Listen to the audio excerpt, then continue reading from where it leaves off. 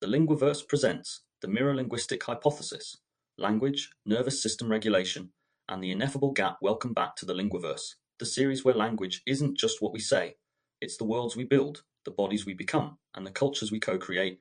And today we're stepping into an idea that I've been working on for many years, which has been quietly forming across neuroscience, psychology, and ritual practice. It's called the Mirror-Linguistic Hypothesis, or MLH, and it asks a surprisingly simple question with very deep consequences.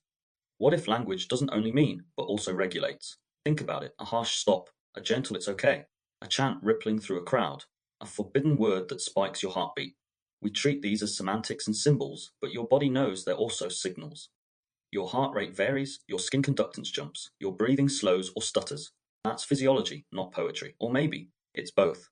In this episode I present MLH, language, nervous system regulation, and the Ineffable Gap, a concept paper turned into a listening experience.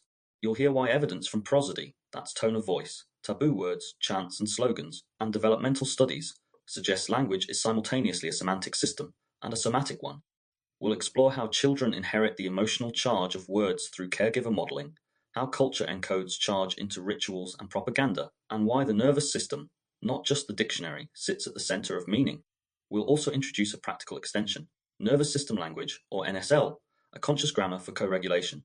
If MLH explains the what, NSL proposes the how, patterns of tone, timing, and phrasing that move us from threat to safety, from disconnection to synchrony. In therapy rooms, classrooms, media spaces, and even human-machine voice design. There's a philosophical edge here too. We'll talk about the ineffable gap, that space between what we can measure, HRV, EA, EEG, and what we actually feel in lived resonance, why a lullaby soothes, why a slogan stirs, why a single word can reopen an old door.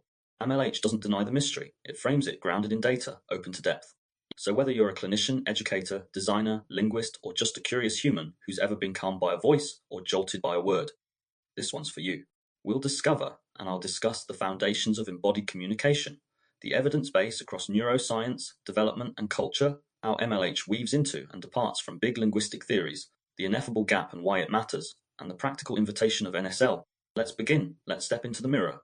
Abstract language has long been theorized as a symbolic system, defined by its capacity to represent and structure thought. Yet mounting evidence from neuroscience, developmental psychology, and cultural practice demonstrates that words not only signify, but also regulate physiology. Prosody, taboo words, chants, and slogans consistently elicit autonomic responses such as shifts in heart rate variability, skin conductance, and hormonal release. These findings indicate that language functions simultaneously as a semantic and somatic system. This paper proposes the Mirror-Linguistic Hypothesis, MLH, meaning is transmitted through mirrored autonomic states, not symbols alone. Drawing on research in mirror neurons, affective neuroscience, and psychophysiology, MLH argues that words inherit their charge through caregiver modeling, cultural reinforcement, and embodied experience. A practical extension, nervous system language, NSL, is outlined as a conscious grammar for co-regulation in therapy, education, media, ritual, and human-machine communication. The paper proceeds in 6 parts. I Foundations in Embodied Communication, the empirical evidence base, 3. Theoretical integration with existing linguistic paradigms, IV, the ineffable gap between measurement and lived resonance, V. Applications across social domains, and VFI, a conclusion mapping future research and practice. By reframing language as both symbolic and somatic, MLH offers a new account of how words shape human connection, resilience, and vulnerability. The hypothesis highlights not only the scientific significance of filling this gap, but also its cultural and ethical implications. To speak is to regulate another's nervous system. Introduction. From symbols to systems of resonance. For more than a century, dominant theories of language have emphasized its symbolic function. Ferdinand de Saussure described linguistic signs as arbitrary pairings of signifiers and signifieds. Edward Sapir and Benjamin Lee Whorf proposed that linguistic categories shape cognition, constraining perception and thought. Noam Chomsky revolutionized linguistics by positing universal grammar as the innate substrate of syntax. Ludwig Wittgenstein famously declared that the limits of my language mean the limits of my world. Across these perspectives, language appears primarily as a system of representation. Yet this symbolic view, while powerful, neglects another dimension, the role of language in regulating physiology. Words are not only carriers of abstract meaning, but also stimuli that alter nervous system states. A harsh command can accelerate heart rate and heighten stress responses. A soothing lullaby can slow breathing and induce calm even before semantic comprehension. Taboo words can provoke measurable spikes in skin conductance regardless of context. Ritual chants and collective song can synchronize respiration and heart rhythms across groups. These phenomena point toward an underexplored truth. Language is simultaneously semantic and somatic. It functions not only to represent but to regulate, not only to communicate information, but to transmit embodied states. The Mirror-Linguistic Hypothesis. This paper advances the Mirror-Linguistic Hypothesis, MLH, to account for this neglected dimension. MLH proposes that language transmits meaning through mirrored autonomic responses.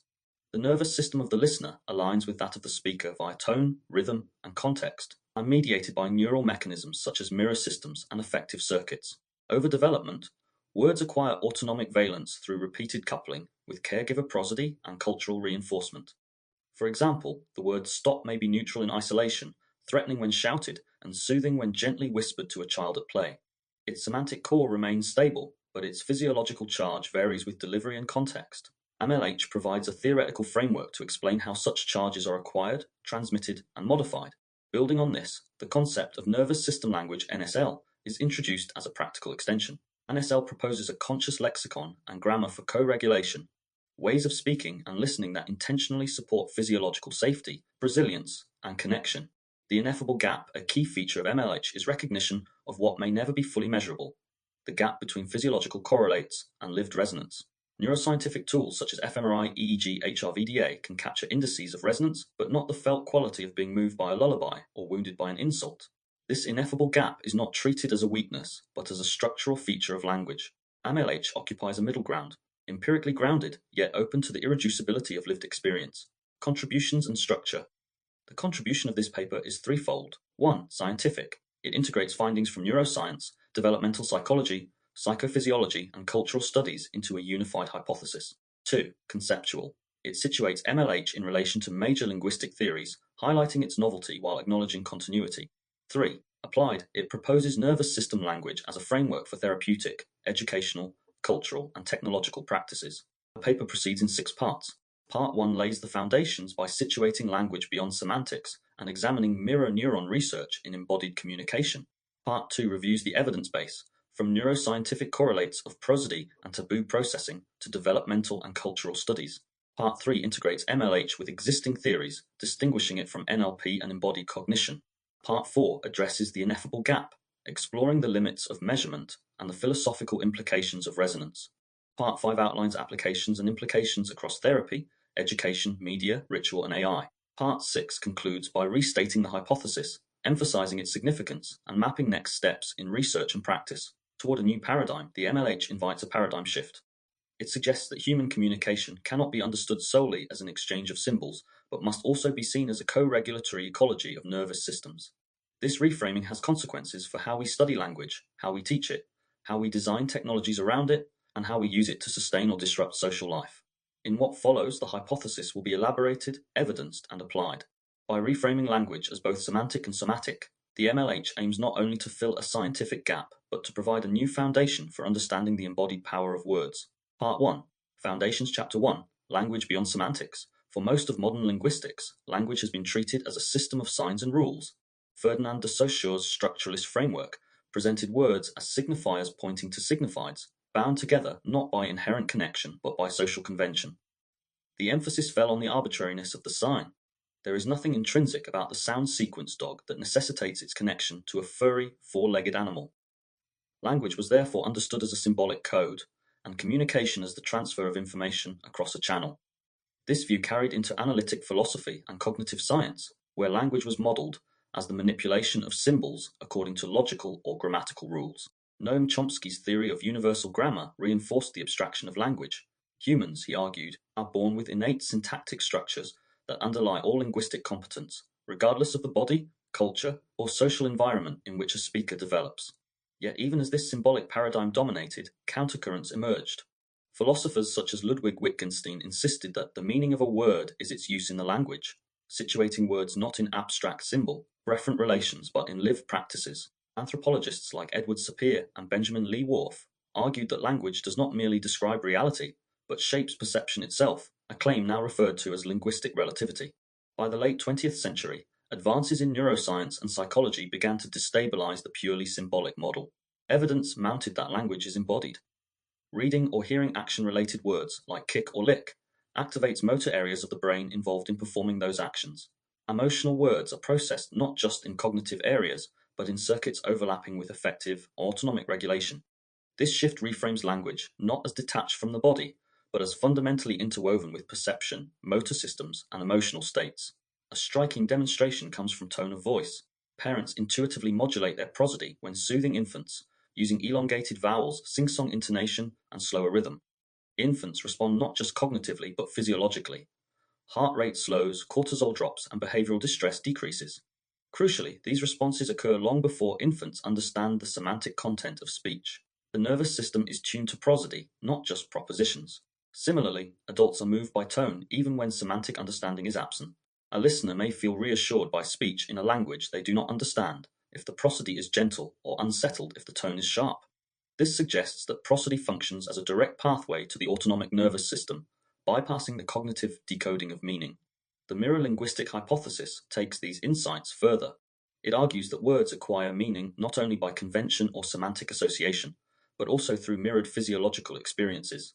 When a caregiver shouts "stop" in a harsh tone, the child's body jolts into sympathetic activation, heart racing, muscles tensing. Over repeated exposures, the word itself becomes charged with that physiological imprint.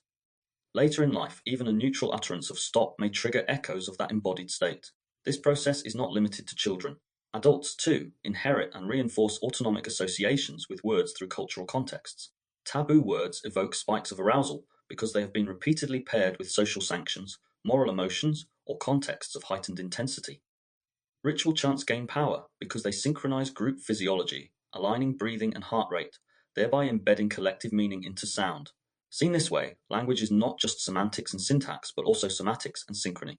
It is a nervous system language, NSL, that shapes states of arousal, safety, and connection. Communication becomes a matter of co-regulating bodies as much as exchanging ideas. Chapter 2: Mirror Neurons and Embodied Communication. The discovery of mirror neurons in the early 1990s transformed understandings of social cognition. While studying the motor cortex of macaque monkeys, researchers led by Giacomo Rizzolatti found neurons that fired not only when the monkey grasped an object, but also when it observed a human experimenter performing the same action. The same neural circuits were activated by doing and by seeing. This mechanism, dubbed mirror neurons, challenged the idea that perception and action are strictly separate. Instead, perception seems to involve internal simulation. The observer's motor system resonates with the observed act. The implications were profound. Mirror neurons offered a potential mechanism for imitation learning, empathy, and social understanding. Human studies extended these findings. Functional MRI and EEG experiments revealed mirror-like activity when people observed facial expressions, hand movements, or even heard sounds associated with actions.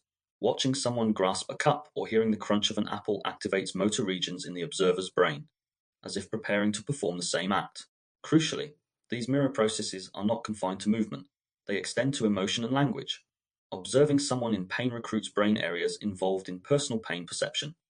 Hearing laughter activates motor and limbic regions linked to smiling. Emotional prosody, hearing the anger in a voice or the warmth of affection, elicits neural and physiological responses that mirror those emotions. For language, this suggests a radical reinterpretation. Words are not processed only as abstract symbols in Broca's and Wernicke's areas, but are intertwined with systems for action and emotion. Saying run or kiss does not simply activate a dictionary entry. It recruits motor circuits associated with running or kissing. Hearing an angry reprimand not only triggers semantic comprehension, it evokes embodied simulations of being threatened. The MLH leverages this framework. If mirror neurons allow us to resonate with others' actions and emotions, then language functions as a tool for modulating resonance. Words and prosody transmit embodied states, which are mirrored in the listener's nervous system. This explains why taboo words, even when heard in isolation, can cause measurable spikes in skin conductance.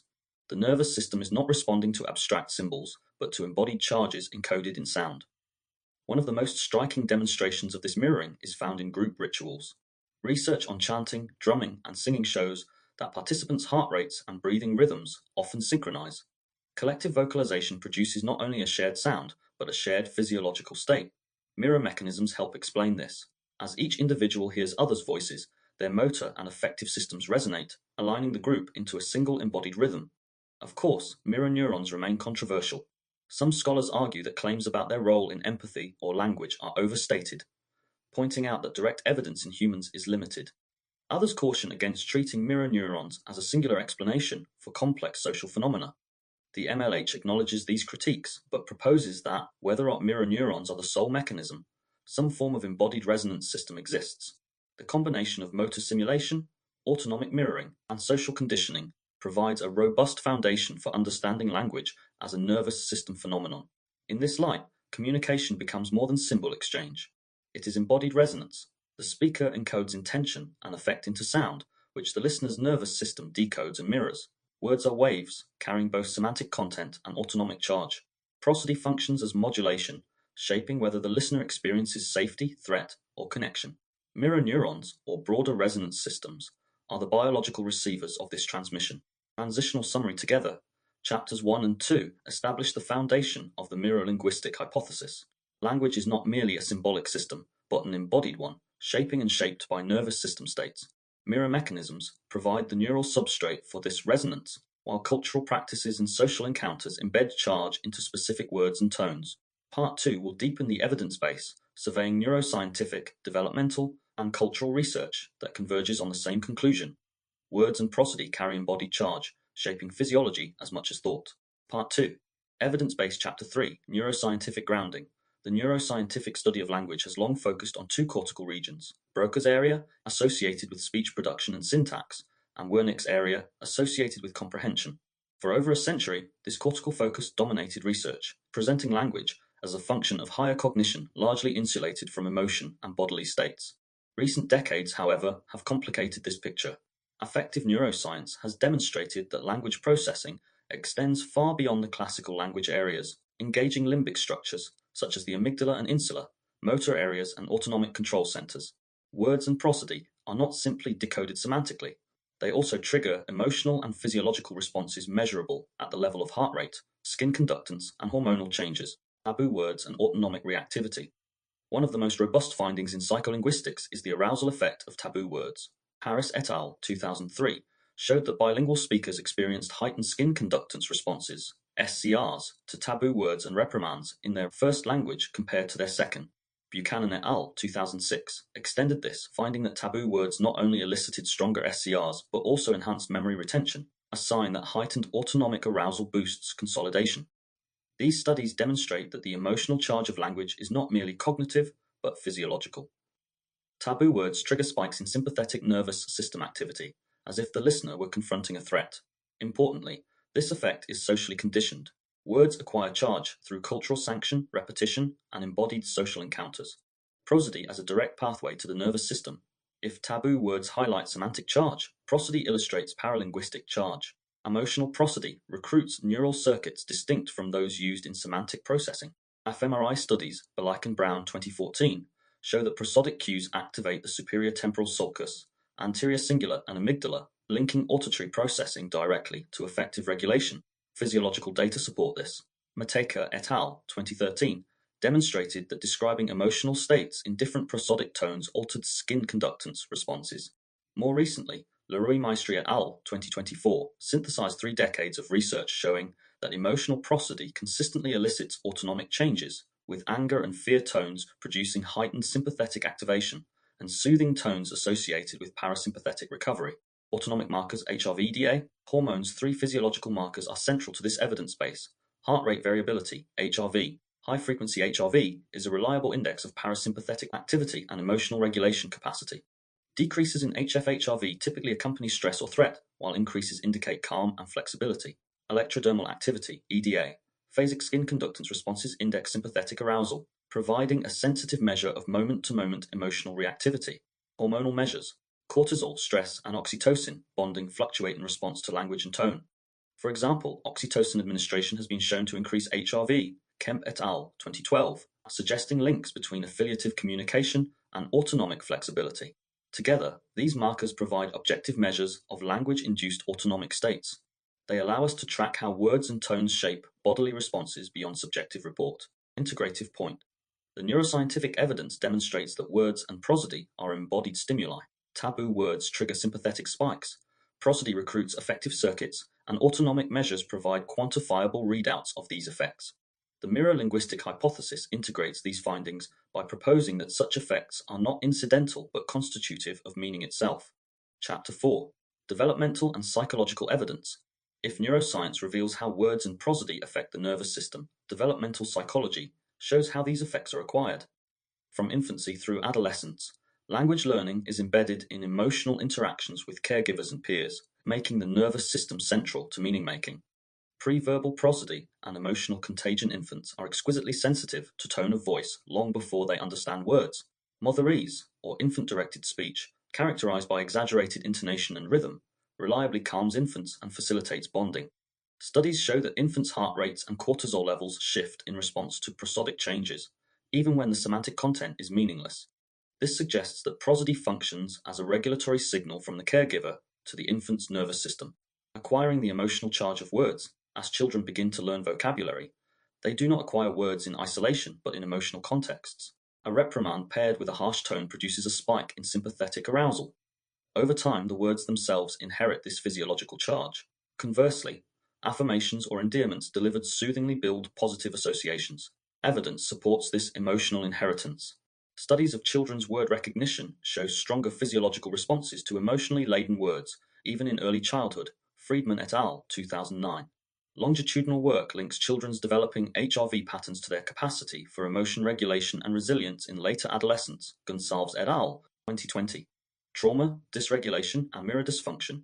Not all language learning is benign. Trauma can dysregulate the mirror and autonomic systems. Research on PTSD suggests that dysfunction in mirror-related networks contributes to relational difficulties. Stupidja, 2019.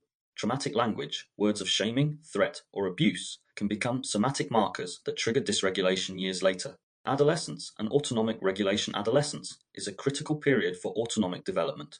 HRV studies show that adolescents with higher vagal tone exhibit greater emotional flexibility, while low HRV predicts impulsivity and vulnerability to mood disorders.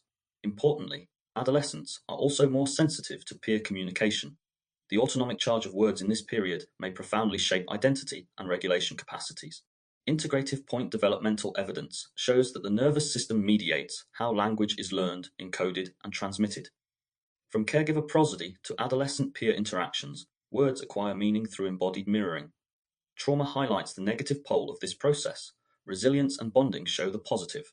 Chapter 5. Cultural and social dimension. Language is not only personal but profoundly cultural. Words acquire their charge not just from caregivers but from collective practices, taboos, rituals, chants, propaganda, and slogans. Taboo and sacred words across cultures. Certain words are considered unutterable or sacred. Their emotional charge is disproportionate to their semantic content. Cross-cultural studies, J. 2009, show that swear words elicit heightened autonomic arousal regardless of language, though the specific terms differ by culture. Sacred words in prayer or ritual contexts produce similar autonomic markers, often associated with reverence or calm. Ritual and chanting, singing, and rhythmic vocalization are nearly universal human practices. Research demonstrates that group chanting synchronizes breathing, heart rate, and even neural oscillations across participants. This collective synchrony fosters social cohesion and shared affective states, embedding cultural meaning in sound. From Vedic mantras to Gregorian chants, ritual language functions as NSL in action, aligning nervous systems to shared states of reverence, joy, or solidarity. Propaganda, slogans, and media. In the political and commercial realm, slogans and advertising jingles operate as engineered mirror linguistics. Repetition, rhythm, and emotional prosody are used to embed charge into phrases like freedom, security, or just do it. Research in media studies shows that such slogans can bypass rational evaluation, shaping attitudes through autonomic resonance. Integrative point cultural evidence shows that societies engineer the autonomic charge of words. Taboo words, chants, and slogans function as collective nervous system regulators, binding groups together through mirrored states. MLH frames this not as incidental, but as evidence that language is a vehicle for physiological co-regulation at both individual and collective scales. Part 2 summary taken together. The neuroscientific, developmental, and cultural evidence demonstrates a consistent pattern. Language is embodied, charged, and mirrored. Words and prosody elicit measurable autonomic responses. Children inherit linguistic charge through caregiver modeling, and cultures encode charge into taboos and rituals. What is missing is a unified framework that integrates these strands into a model of language as a nervous system phenomenon. This is the gap the Mirror-Linguistic Hypothesis seeks to fill. Part 3, Theoretical Integration, Chapter 6, Comparison with Existing Theories, Saussure and Structuralism. The arbitrary sign in the early 20th century, Ferdinand de Saussure laid the foundations of modern linguistics with his distinction between the signifier, the sound image of a word, and the signified, the concept it represents. For Saussure, the relationship between signifier and signified was arbitrary, maintained only by social convention. The word dog had no intrinsic connection to the animal it named. Meaning arose solely from a system of differences within the language. This structuralist view provided a powerful framework for analyzing language as a self-contained system. Yet it also abstracted language away from bodies and emotions. Words were units in a symbolic code detached from physiology. The mirror-linguistic hypothesis challenges this arbitrariness. It proposes that while words may be arbitrary at the level of reference, they are not arbitrary at the level of embodied charge. The sound sequence stop may be arbitrary as a symbol, but its physiological effect, learned through repeated social encounters in which it is paired with threat or authority, is anything but arbitrary. Words acquire meaning through embodied inheritance, not just through symbolic convention. Thus, MLH does not deny Sausure's structuralist insights, but expands them. The signifier carries not only a semantic value, but also a nervous system imprint. A complete theory of meaning must account for both. The Sapir-Whorf hypothesis. From thought to autonomic state, the Sapir-Whorf hypothesis, or linguistic relativity, argued that language shapes thought. Different linguistic structures guide the perception and categorization of the world. For example, languages with multiple words for snow may sensitize speakers to distinctions that others overlook. MLH builds on this principle, but shifts the focus. It proposes that language shapes not only cognition but also autonomic states. Words do not simply structure categories, they structure bodily responses. A taboo word does not just prompt a different thought, it elevates skin conductance, accelerates heart rate, and triggers sympathetic activation. This extension reframes linguistic relativity as physiological relativity. The emotional charge of words varies across languages and cultures, conditioning speakers' nervous systems in distinctive ways. English swear words, Arabic sacred words, and Sanskrit mantras each carry charges inherited through cultural mirroring. MLH integrates Sapir-Whorf with neuroscience by grounding relativity in the autonomic nervous system. Chomsky and universal grammar. Beyond syntax, Noam Chomsky revolutionized linguistics with his theory of universal grammar, the claim that humans are born with innate syntactic structures that underlie all languages. Chomsky's framework reasserted the cognitive abstraction of language, presenting it as an autonomous faculty distinct from sensory motor or emotional systems. MLH does not dispute that humans possess innate capacities for language, but it proposes that one such capacity may be resonance, the ability to mirror, simulate, and align with others' embodied states through sound. Just as infants are predisposed to acquire grammar, they may also be predisposed to acquire the emotional charge of language through caregiver mirroring. From this perspective, universal grammar is complemented by a universal resonance system, a biological substrate for nervous system communication that underpins language learning and use. This shifts the innateness debate from syntax alone to include autonomic co-regulation as an innate dimension of communication. Wittgenstein. The limits of language and the ineffable Ludwig Wittgenstein's later philosophy emphasized that the meaning of a word is its use in the language. He warned against treating words as fixed containers of meaning. Instead, language is a practice embedded in life. Yet Wittgenstein also acknowledged the limits of language. Whereof one cannot speak, thereof one must be silent. MLH resonates with this tension. On the one hand, it affirms Wittgenstein's view that meaning is use, not only social use but embodied use, the physiological resonances words carry in practice. On the other hand, it acknowledges an ineffable gap. The full experience of resonance cannot be captured in propositional terms. We can measure HRV shifts, but not the quality of being soothed by a lullaby or unsettled by a scream. In this way, MLH inhabits the space Wittgenstein left open, between what can be described semantically and what can only be felt. Embodied cognition. Extending the frame theories of embodied cognition argue that language and thought are grounded in bodily experience. George Lakoff and Mark Johnson's metaphors, We Live By, 1980, showed that abstract concepts are often structured by bodily metaphors, e.g., up for good, down for bad. Lawrence Barsalou's research demonstrated that processing action words recruits motor systems. MLH extends this embodied turn, but adds a social and autonomic dimension. It proposes that embodiment is not just individual, but intersubjective. Words carry embodied meaning because they are transmitted in contexts where bodies mirror each other. The word comfort is not embodied solely through metaphor or motor imagery, but through repeated experiences of being comforted by others. Thus, MLH integrates embodied cognition with neuroscience of mirroring, proposing that meaning is co-embodied across interacting nervous systems.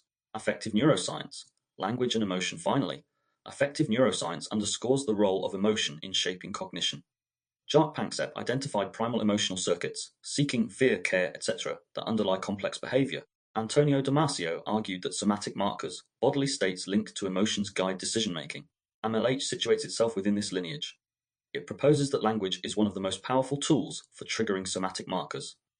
Words are not only cognitive units, but emotional stimuli, capable of activating fear, care, or anger circuits through prosody and cultural charge. By integrating effective neuroscience, MLH highlights that language does not just describe emotions, but enacts them in listeners' bodies.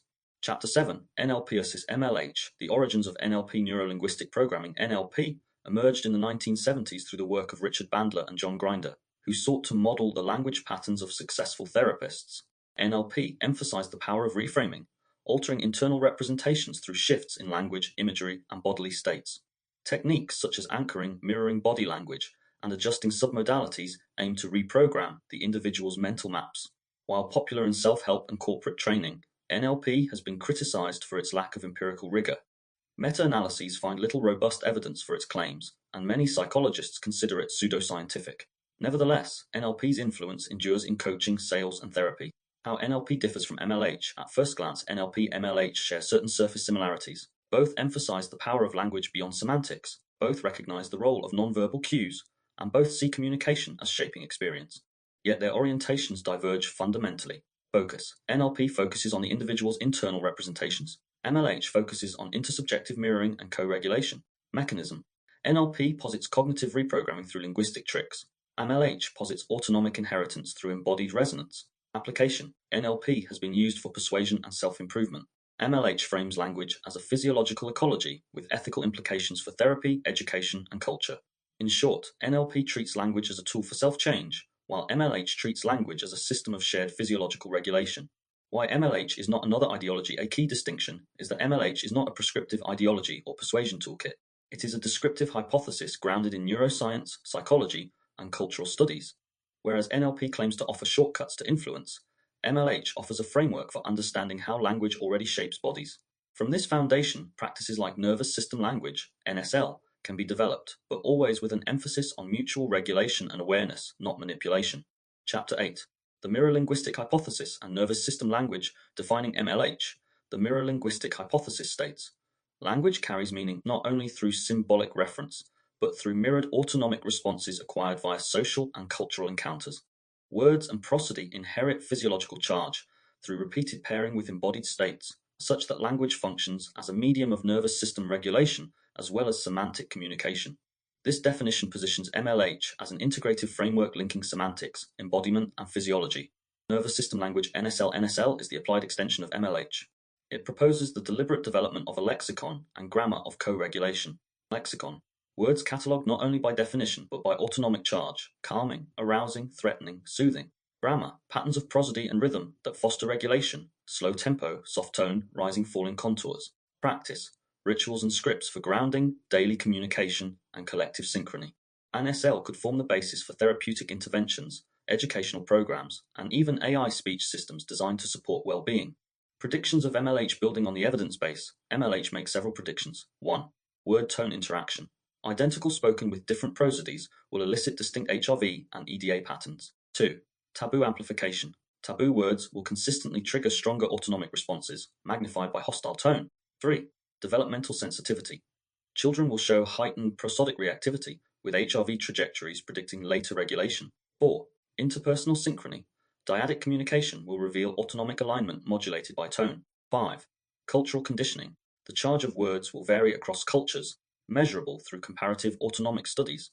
These predictions render MLH testable and falsifiable, grounding it as a scientific hypothesis. MLH as the missing link. By synthesizing insights from structuralism, linguistic relativity, universal grammar, embodied cognition, and effective neuroscience, MLH fills a critical gap. It reframes language not only as a system of symbols or metaphors, but as a physiological ecology of mirroring. In this model, meaning is not only cognitive, but co-embodied. Words are not merely understood, they are felt. The nervous system is both medium and message, shaping and shaped by the language we use. Part 3 summary. Part 3 has situated MLH within the landscape of linguistic and psychological theory. Compared with Saussure, Sapir, Worf, Chomsky, Wittgenstein, embodied cognition, and NLP, MLH introduces a unique contribution, the recognition that language transmits mirrored autonomic states. Nervous system language, NSL, emerges as a practical application of this insight, offering tools for therapy, education, culture, and technology. Where previous theories emphasize semantics, thought, or metaphor, MLH emphasizes physiology and co-regulation. It redefines language as an embodied, intersubjective, and nervous system-mediated phenomenon. Part 4. The Ineffable Gap, Chapter 9. The limits of measurement neuroscientific tools and their boundaries. Contemporary neuroscience offers increasingly sophisticated methods for observing brain and body activity. Functional magnetic resonance imaging, fMRI, maps hemodynamic changes associated with neural activation. Electroencephalography, EEG, and magnetoencephalography, MAGE, provide high temporal resolution of oscillatory activity. Autonomic measures such as heart rate variability, HRV, and electrodermal activity, EDA, allow fine-grained tracking of emotional arousal. Hormonal assays of cortisol and oxytocin capture endocrine correlates of stress and bonding. These methods have generated robust evidence that words and prosody elicit measurable bodily responses. Taboo words elevate skin conductance, affiliative prosody increases HRV, and soothing language modulates oxytocin. Such findings anchor the Mirror-Linguistic Hypothesis (MLH) in empirical observation. Yet all of these tools reveal only correlations. They show that physiological changes occur, but they do not exhaust the phenomenon of resonance. Neural imaging depicts regional activation, but not the subjective experience of being soothed by a lullaby. Autonomic measures record arousal shifts, but not the felt quality of reverence in ritual language. This gap between measurement and experience marks a fundamental limitation in current science. The mirror neuron controversy? The case of mirror neurons illustrates this limitation. Initial reports in macaque monkeys suggested a direct neural substrate for action understanding and empathy. Cells that fire both when performing and when observing an action. Enthusiasts proposed that mirror neurons might underlie everything from imitation to the origins of language. Subsequent human research has been more cautious. While neuroimaging and EEG evidence support mirror-like activity in humans, the specificity and universality of the mechanism remain debated. Critics caution that claims about mirror neurons as empathy cells or language cells may be overstated. From the perspective of MLH, this controversy underscores the difficulty of isolating a singular mechanism for complex social phenomena. Even if mirror neurons participate in embodied resonance, they are unlikely to be the sole substrate. What matters is the broader principle. Communication involves simulation and alignment across nervous systems, whether through mirror neurons, distributed networks, or other resonance mechanisms yet to be identified. Correlates versus lived resonance. This leads to an essential distinction. Science can measure indices of resonance, neural activation, HRV, and EDA, but the lived resonance itself is partly ineffable. The embodied meaning of words cannot be reduced to their physiological footprint. To study language only through correlates risks missing the phenomenon it seeks to capture. The MLH, therefore, insists on a dual perspective. Empirical methods are necessary but insufficient. They provide evidence of resonance but not its entirety. A comprehensive account must integrate measurable data with recognition of what escapes measurement. Chapter 10, Language Resonance, an analogy signal processing as conceptual framework. To conceptualize how intention and effect might be embedded in language, researchers have drawn on analogies from signal processing. Speech is an acoustic waveform shaped by respiratory, laryngeal, and articulatory systems. Within this waveform, prosody functions much like modulation. Subtle changes in frequency, amplitude, and rhythm encode layers of effective information. Listeners, in turn, demodulate these signals. The auditory system reconstructs not only the phonemes and syntax, but also the embedded effective charge. In this view, prosody acts as a carrier wave that transmits intention alongside semantic content. This analogy is not literal. Neurons are not radios, but it offers a conceptual scaffold for understanding how the nervous system may function as a biological modulator-demodulator. It emphasizes that effect is not external to speech, but encoded in its acoustic signature. Resonance systems beyond semantics evidence supports the idea that communication engages resonance systems beyond the linguistic code. For instance, emotional prosody activates limbic and autonomic networks distinct from semantic areas. Group chanting induces physiological synchrony across participants. Taboo words evoke autonomic arousal independent of context. These findings suggest that the voice carries physiological information that listeners' bodies decode, producing alignment at the level of nervous system state. The MLH formalizes this principle. Meaning is transmitted through mirrored resonance as much as through symbolic content. Field hypotheses and extended resonance. Some researchers have speculated that resonance may extend beyond conventional sensory channels. Studies of group synchrony occasionally report alignment in physiology, even when direct cues are minimized. This raises the possibility that subtle fields or forms of intersubjective resonance may be at play. Such claims remain speculative and fall outside the current evidential base of MLH. However, acknowledging them underscores the broader continuum of explanation, from measurable acoustic and neural mechanisms to possible extended forms of resonance. The MLH positions itself firmly on the empirical side of this continuum, while leaving conceptual space for phenomena not yet understood. Chapter 11. Philosophy of the Ineffable Language and its Limits. Philosophers have long recognized that language both reveals and conceals. Wittgenstein observed that the limits of language are the limits of our world, yet also admitted that, whereof one cannot speak, thereof one must be silent. Mystical traditions across cultures echo this recognition of the ineffable, aspects of human experience that resist articulation. The MLH encounters this problem directly. It deals with partly measurable phenomena, autonomic responses to words, and partly unmeasurable, the felt resonance of meaning. To insist that only the measurable is real would be reductive. To abandon measurement entirely would be unscientific. The challenge is to acknowledge the ineffable without collapsing into mysticism. The gap is structural, not accidental. The ineffable gap is not a temporary inconvenience of current technology. It may be structural to the nature of language. Words operate at both symbolic and embodied levels, and the transition between them cannot be fully captured in empirical terms. The physiological correlates of resonance can be measured, but the qualia of resonance, the lived experience, remain beyond complete description. This does not weaken MLH but strengthens it. By foregrounding the gap, the hypothesis recognizes that meaning is always more than measurement. The ineffable is not outside science, but within the phenomenon itself. Implications of the gap. Acknowledging this gap has several implications. 1. Scientific. Models of language must remain open-ended, integrating physiology with phenomenology. 2. Therapeutic. Lived accounts of linguistic injury or healing are valid data, even when not reducible to biomarkers. 3. Cultural, rituals, chants, and poetry retain power precisely because they operate in the ineffable space beyond semantics. 4. Philosophical. The gap affirms traditions that honor silence, presence, and resonance as integral to meaning. Part 4 Summary. Part 4 has explored the limits of measurement and the presence of the ineffable. Neuroscience demonstrates correlates of resonance, but cannot exhaust its essence. Signal processing analogies highlight how prosody encodes affective intention, decoded by nervous systems as resonance. Speculative extensions suggest possible broader fields of synchrony. The central claim is that the gap is structural. Language always exceeds what can be measured. For MLH, this gap is not a weakness but a necessary recognition. It allows the hypothesis to remain both empirically grounded and conceptually open, bridging neuroscience with lived experience. Part 5. Applications and Implications. Chapter 12. Therapeutic Applications, Trauma, and Linguistic Imprints. Research consistently demonstrates that traumatic experiences are encoded not only in memory but in the body. Words spoken in abusive or threatening contexts often retain their autonomic charge years later, functioning as somatic triggers. Survivors may experience heightened arousal, dissociation, or shutdown when hearing phrases associated with past trauma. The MLH provides a framework for understanding these phenomena. Words function as conditioned stimuli, inheriting the physiological responses of their original contexts.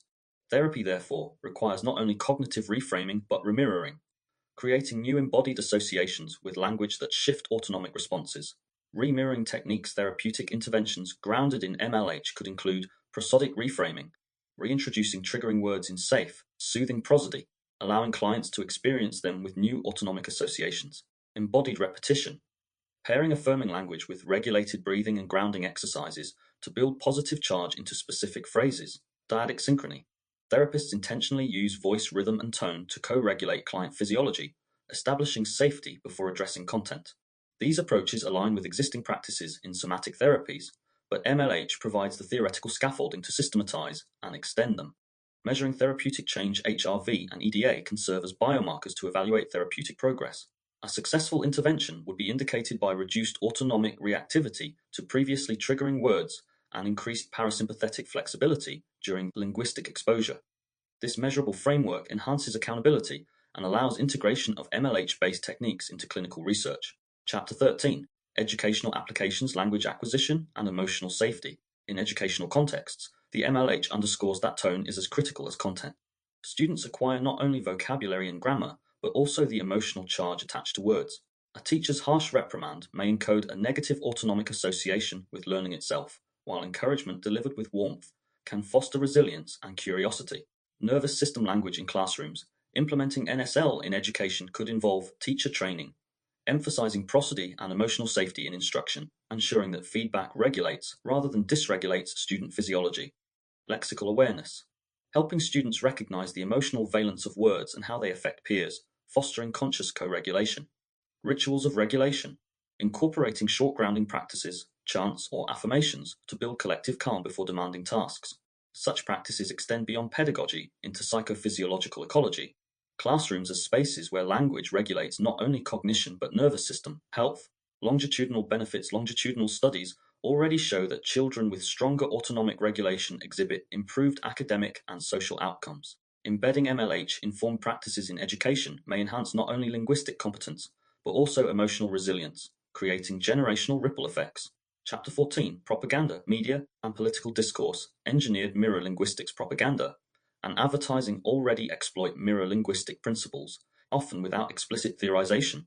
Political slogans such as freedom or security are designed to evoke autonomic responses, amplified by repetition and prosodic emphasis. Commercial jingles harness rhythm and rhyme to produce physiological imprinting. The MLH reveals these practices as deliberate manipulation of the nervous system through language. It reframes propaganda not merely as cognitive persuasion, but as physiological conditioning. Media literacy through MLH, an MLH-informed approach to media literacy, would teach individuals to recognize when their physiological states are being manipulated by learning to observe HRV shifts, arousal spikes, or emotional contagion. Audiences can develop critical autonomic awareness alongside critical thinking. This dual literacy, cognitive and autonomic, offers protection against engineered resonance, fostering resilience in democratic societies. Ethical considerations, acknowledging the autonomic power of language raises ethical concerns. If words can modulate physiology, what are the responsibilities of politicians, advertisers, and media creators? The MLH provides a framework for ethical guidelines, emphasizing that language practices should aim for co-regulation and empowerment rather than exploitation. Chapter 15, Ritual, Chant, and Collective Synchrony. The embodied power of rituals across cultures, from mantras to hymns, demonstrate that collective vocalization induces physiological synchrony. Studies show alignment of heart rate, respiration, and neural oscillations during chanting and singing. The MLH interprets these findings as evidence of NSL in action, language as a tool for collective nervous system regulation. Designing modern ritual secular contexts can also benefit from ritualized co-regulation. For instance, healthcare, group chanting, or guided vocalization in hospitals to reduce patient anxiety. Workplaces, collective grounding rituals to mitigate stress.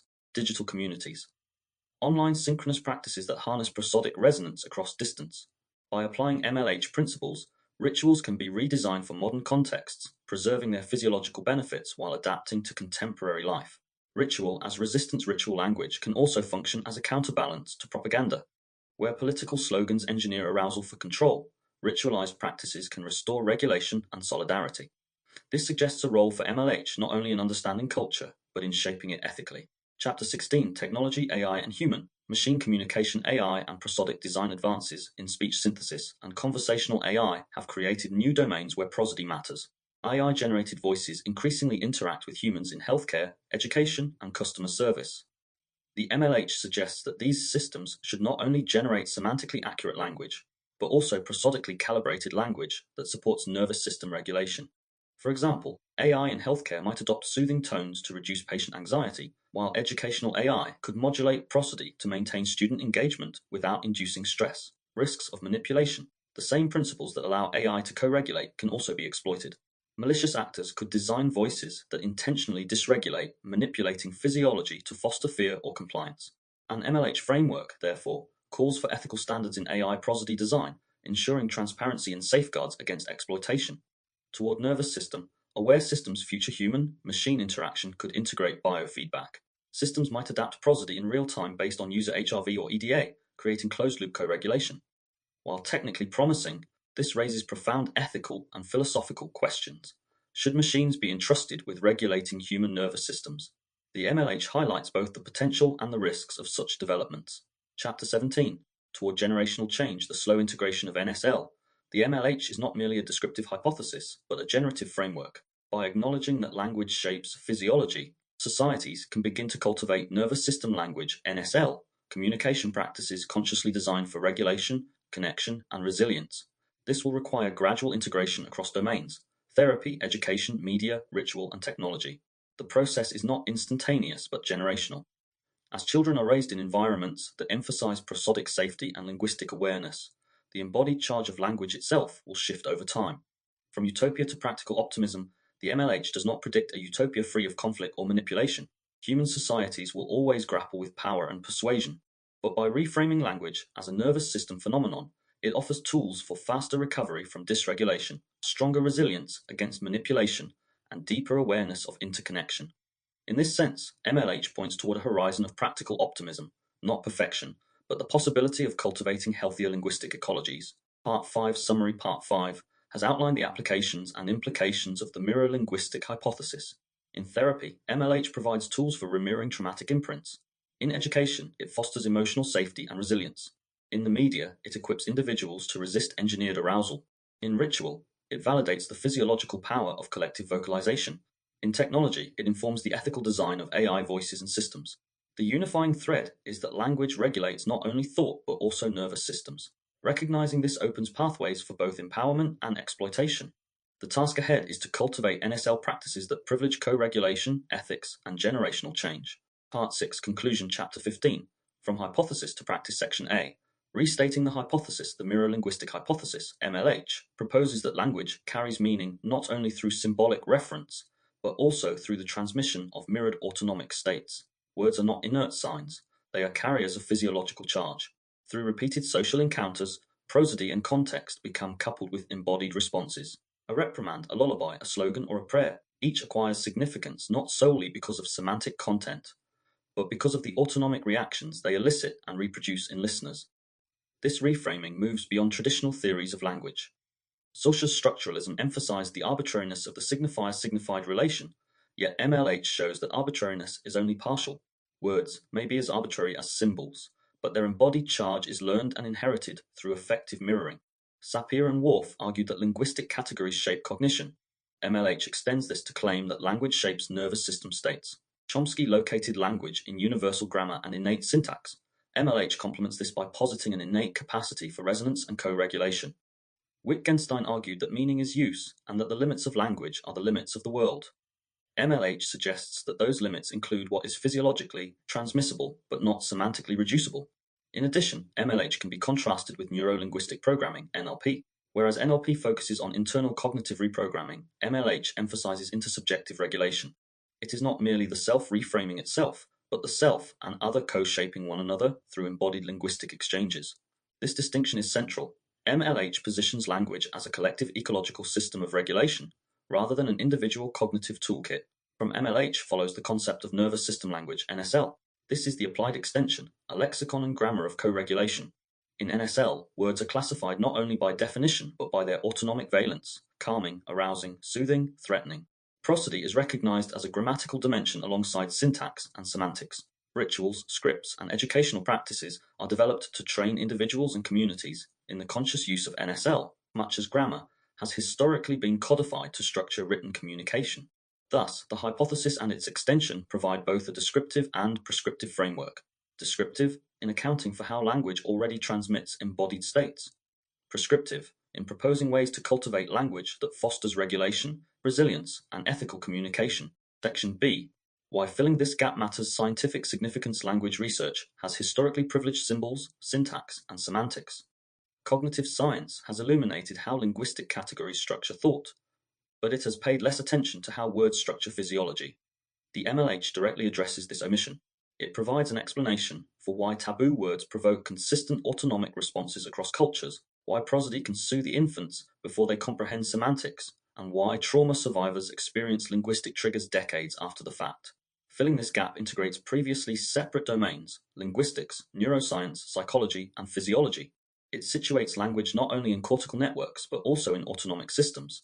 By doing so, MLH makes new predictions that identical words will produce divergent HRV or EDA responses depending on tone, that cultural vocabularies encode divergent autonomic charges, and that developmental trajectories of HRV correlate with the acquisition of emotional valence in language. These predictions render MLH testable, providing a fertile program for empirical research. Therapeutic significance. For clinical practice, MLH explains phenomena long observed but poorly theorized. Words wound, but how? Trauma survivors describe phrases that still hurt, despite knowing rationally that the context is past. MLH clarifies that these words are autonomic imprints inherited through past encounters, not merely memories. Therapeutically, this shifts intervention from purely cognitive reframing to remirroring, altering the autonomic charge of language through safe, prosodically modulated exposure. It also suggests biomarkers, HRV, EDA that can track therapeutic progress.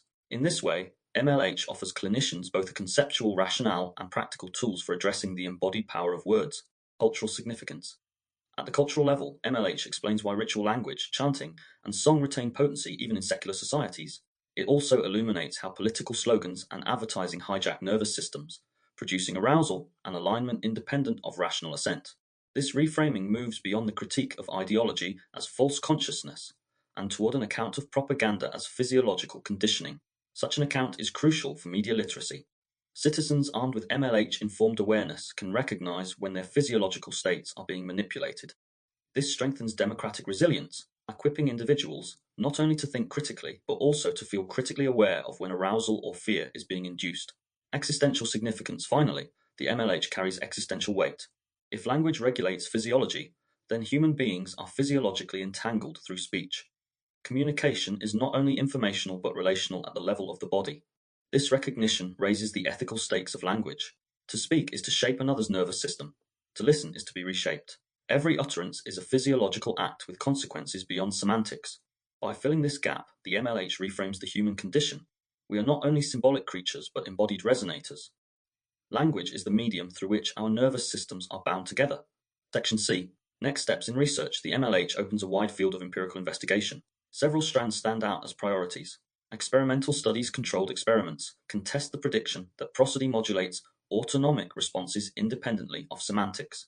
Participants exposed to the same word, e.g., stop, delivered in harsh, neutral, and soothing tones should show divergent HRV and EDA patterns. Such studies could be expanded across languages and cultures to map universals and variations in autonomic valence.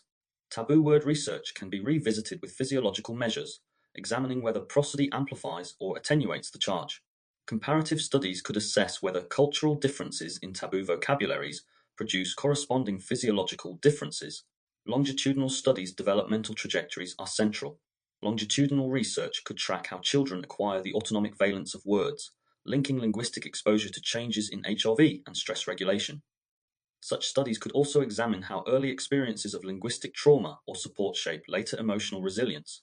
Cross-cultural studies, MLH predicts cultural variation in linguistic charge.